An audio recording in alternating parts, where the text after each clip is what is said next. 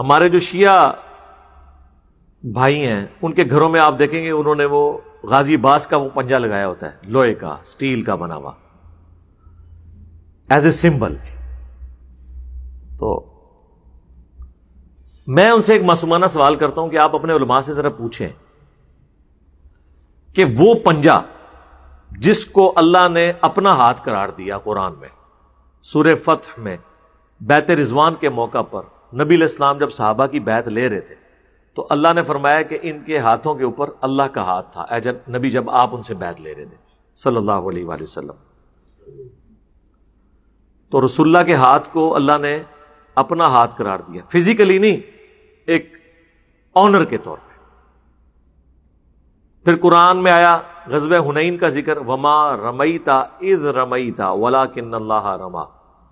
اے نبی جب آپ نے وہ کنکریاں پھینکی تھی نا کافروں کی طرف جس سے وہ اندھے ہو گئے تھے، جب حضور کے 12,000 کا لشکر آپ کو چھوڑ گیا، صرف 80 بندے ساتھ رہ گئے، جو بخاری مسلم میں آیا، قبیلہ حوازن کے تیروں کا سامنا نہیں کر سکے اس ایک متکبرانہ جملے کی وجہ سے کہ غزوہ بدر میں تو ہم تھوڑے تھے، غالب آئے تھے، آج تو ہم تعداد میں بھی زیادہ ہیں.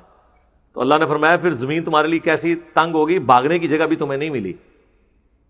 قرآن میں غزوہ حنین کا ذکر آیا.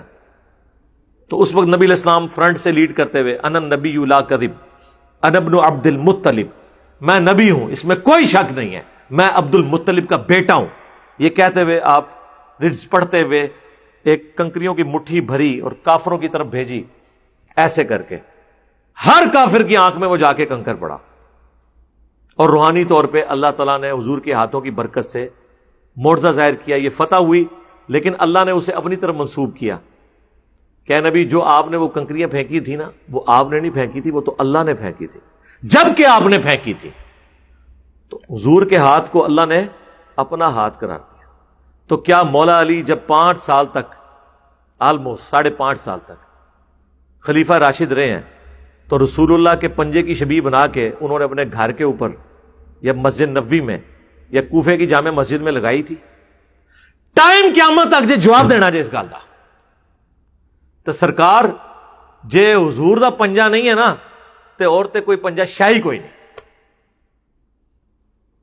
یا مولا حسین علیہ السلام نے کبھی مولا علی کا پنجہ لگایا ہو کہ میرا باپ تو وہ تھا کہ جس کو غدیر خم پہ اللہ کے نبی نے ہاتھ میں ہاتھ ڈال کے صحابہ میں بلند کر کے کہا تھا، من کنت مولا فعلی مولا ہو، جس کا مولا میں اس کا مولا علی.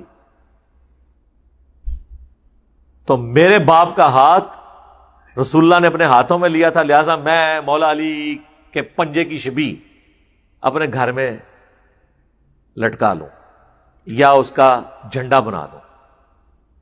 یہ سب کی سب بدعات اور رسومات ہیں. ویسے تو اب کافی حق گو علماء بھی آ گئے ہیں، وہ حق گوئی تو بیچارے اپنے چکر میں کر رہے ہیں، لیکن وہ ہمارے حق میں فائدہ مند ہے. وہ ایک شیعہ عالم کہنے لگے کہ اب انجینئر صاحب جو ہے نا ان کا مسئلہ ہے کہ وہ کہتے ہیں ہر چیز قرآن و سنت سے دکھاؤ. تو قرآن و سنت سے تو ہم اپنی یہ چیزیں نہیں دکھا سکتے نا.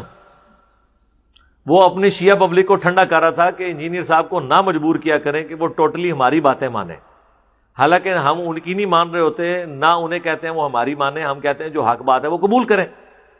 تو وہ کہہ رہے تھے کہ وہ جن باتوں پہ ماتم کے اوپر، چھریوں کے اوپر، پنجوں کے اوپر، جھولوں کے اوپر جو انجینئر صاحب بولتے ہیں تو اس میں ان کو معذور تصور کریں، اس لیے کہ وہ کہتے ہیں کہ جو چیز بھی دکھانی ہے اللہ کے نبی علیہ السلام سے دکھائی جائے.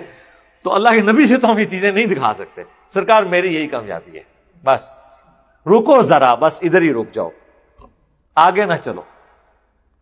دین وہ ہے جو آسمانوں سے نازل ہوا ہے، دین وہ ہے جو اللہ کے نبی علیہ السلام بتا کے چلے گئے. اس کے بعد جو کچھ ہے وہ آپ کے اپنے اجتہاد ہیں. جو زیادہ سے زیادہ جواز کے درجے میں چیزیں ہو سکتی ہیں، ہماری مرضی، ہم اسے بدعت کہیں، حرام کہیں، جو مرضی کہیں، کیونکہ وہ دین نہیں ہے، وہ آپ نے خود گھڑا ہوا ہے. آپ کی مرضی اسے ثواب بنا کے بے شک پیش کرتے رہے، ہم تو آپ کو ضرور سمجھائیں گے. دین آسمانوں سے نازل ہوا ہے اور وہ کمپلیٹ ہو گیا. الیوم اکملت لکم دینکم واتممت علیکم نعمتی ورضیت لکم الاسلام دینا. آج کے دن ہم نے تمہارا دین تمہارے لیے مکمل کر دیا، اپنی نعمت تمہارے اوپر تمام کر دی، اور اسلام کو ایز اے ریلیجن تمہارے لیے پسند کیا. دین مکمل ہو چکا ہے. اب بعد میں جو کچھ بھی آپ ایڈ کر رہے ہیں نا، وہ آپ کی اپنی خرافات ہیں، جو کچھ ہے آپ ہمیں اس کا پابند نہیں کر سکتے. آپ کو ہم ضرور اس لیے کہیں گے کہ دین آسمانوں سے نازل ہوا ہے. نہج البلاغہ میں مولا علی علیہ السلام کا خطبہ ہے، شیعہ کی معتبر ترین کتاب میں نبی علیہ السلام کی میت کے اوپر جو مولا علی کا خطبہ ہے کہ یا رسول اللہ صلی اللہ علیہ وآلہ وسلم، آپ کی موت اگلے انبیاء کی موت کی طرح نہیں ہے. آپ کی موت کی وجہ سے آسمان کا رشتہ اب زمین سے منقطع ہو گیا، اب کوئی وحی نازل نہیں ہوگی. یعنی اللہ اب اپنے بندوں کو ڈائریکٹلی گائیڈ نہیں کرے گا. اور دوسرا انہوں نے کہا کہ اگر آپ نے ہمیں منع نہ کیا ہوتا تو یہاں پہ ہم آہو بکا کر کے اپنی جان دے دیتے، اگر آپ نے ہمیں منع نہ کیا ہوتا.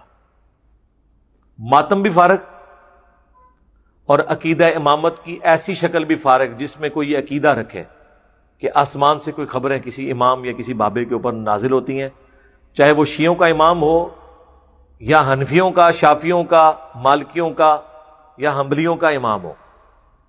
یہ عقیدہ رکھنا ہی باطل ہے، بالکل یہ منقطع ہو چکا ہے.